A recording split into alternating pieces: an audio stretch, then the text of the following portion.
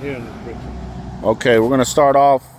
We're gonna put a gate here, so we're gonna need to add a post and another post, and then put a wide gate here. Yes. We're gonna cut the gate in there, put some cedar 2x4s in here to frame it out, and that it's gonna be an access gate to the outside. And it's pretty clear on the other side.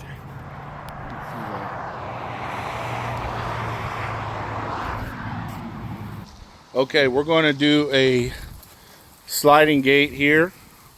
Sliding gate is going to start over here. So we need to take these posts out here. So the sliding gate we can end it right here, or whatever Bernie comes up with.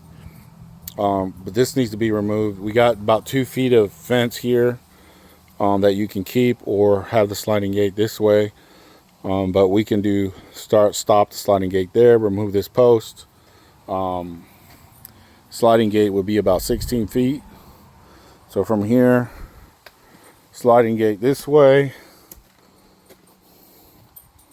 Here, this opening will be the sliding gate. And then the sliding gate will come out here.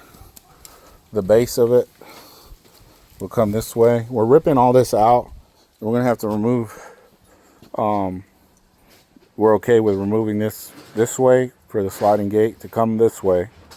And we are keeping this gate. We're gonna put this gate here, also make a gate, opening gate here, make it wide. And probably have to put a wheel on this one here, going out this way. But we're gonna keep this fence here to where the sliding gate ends right there. So the sliding gate will come this way. And you want to keep that doggy window? You want another doggy window, or? Yeah, if it don't cost me nothing. Yeah, we'll put the doggy window there. If we can, I'll look to see how much it costs for a doggy window, because we have to order the thing for it. And then Mo will let you know on the doggy door.